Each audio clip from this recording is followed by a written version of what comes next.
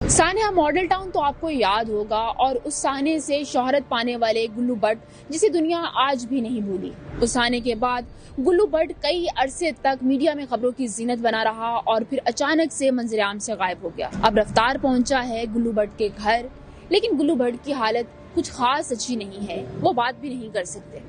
गुल्लू भट्ट की हालत के बारे में उनके भाई ने जो रफ्तार को बताया है, आइए आपको दिखाते भी हैं और सुनवाते भी। डॉक्टर ने अभी ये बताया इनको, अभी 2 दफा इनको जो ना ब्रेन हेमरेज का अटैक हुआ है। इनके सर में क्लाउड बन गया है, वो माइनर सी वेनें होती है, उसके अंदर ब्लॉकेज हो गई है, जो कुदरती तौर पे खुलेगी। मेडिसिन अभी इनकी चल रही है, ट्रीटमेंट चल रहा है, और कोई तकरीबन 2.5 से 3 महीने जो ना इन्होंने खुराक नहीं खाई, जो वीकनेस का बाइस बनी है। नीडल लगी हुई थी, उसी से खुराक लिक्विड के थ्रू जा रही थी। अभी अल्लाह का शुक्र है काफ़ी सर्वाइव कर गए हैं, और उनको व्हील चेयर पे बिठा भी देते हैं। खुशी और गमी अल्लाह की तरफ से आती है, दुख तकलीफ और आजमाइश में अल्लाह पाक ही डालता है और वही निकालता है। ये अल्लाह के काम है, और इंसान तो किसी चीज़ के लायक भी नहीं है जितना कि अल्लाह ताला उसको लायक कर देता है। ये अल्लाह की तरफ से बीमारी दुख तकलीफ है, इंशाल्लाह ये भी कट जाएगी। एक टाइम में स्टेज ऐसी आ गई थी, हॉस्पिटल वालों ने मना कर दिया था, हमें इनकार दे दिया है। खुदा शाहिद है, मैं ऑन द रिकॉर्ड कैमरे में रूबरू बात कर रहा हूँ। हमने जो ना इंतज़ाम कर लिया था कब्र का, हमने कब्र का इंतज़ाम कर लिया था कि जी। अब हमारे आपस में बहस ये चल रही थी कि एक भाई कह रहे हम इसको फैसल टाउन ले जाएंगे, एक उधर हमने कहे, लेकिन कुछ मामले ऐसे होते हैं फिर सारे, जब कहते हैं ना परेशानी है तो इंसान अपना सब कुछ खो बैठता है।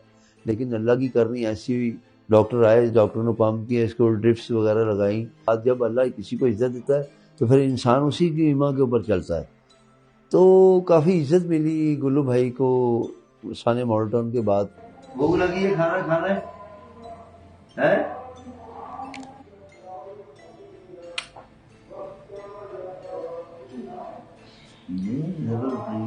हाँ गुल्लू, अभी बैठते हैं, 2 मिनट ठहरो, बैठते हैं। गुल्लू भट्ट चूंकि बीमार हैं और बात नहीं कर सकते, तो मुस्लिम लीग नून के नाम गुल्लू भट्ट के भाई ने रफ्तार के प्लेटफॉर्म से एक पैगाम दिया है और शिकवा भी किया है।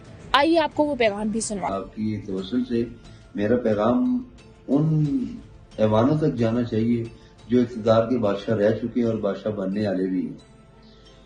देखिए कि इंसान अपने माजी के अंदर बड़ी गलतियां कोताहियां करता है, और उसको माफ करने वाला अल्लाह की ज़ात है, बंदे को भी माफ कर देना चाहिए। मियां नवाज शरीफ साहब आए, उन्होंने आके ही सबसे पहले ये कि माफी मांगी है, बारी ताला मैं तुझसे माफी चाहता हूँ, तो मुझसे जो गलती कोताही है मुझे माफ कर दे। अब हम भी उन लोगों से और उन मोहसिनों से, उनसे मेरी गुजारिश है कि हम उनके बरसरे इक़्तिदार में जब वो हाकिम वक्त थे, उन टाइम हम आपके साथ चलते रहे, और आज भी जब आप तकलीफ में रहे तब भी और अब भी हमें आप जानते हैं, हम आपको भी जानते हैं। लेकिन खुदारा थोड़ा रहम और शफकत, जो आपका जान सार, आपका जियाला, वो आपके सामने है, और मुंतजर है आपकी तरफ और अल्लाह की तरफ कि आप किस नेक खलूसियत से उसको याद रखेंगे। और ऐसे टाइम तो दुश्मन भी हाथ सर पे रखता है, ये तो फिर मजदूरी के बीमारी की आलम है, और आपसे शफकत की ज़रूरत है। मेरी आपसे रिक्वेस्ट है कि आप इसके बारे में कुछ सोचें। कायदे मोहसिन मियां मोहम्मद नवाज शरीफ साहब, ये आपका गुल्लू भट्ट वही किया है।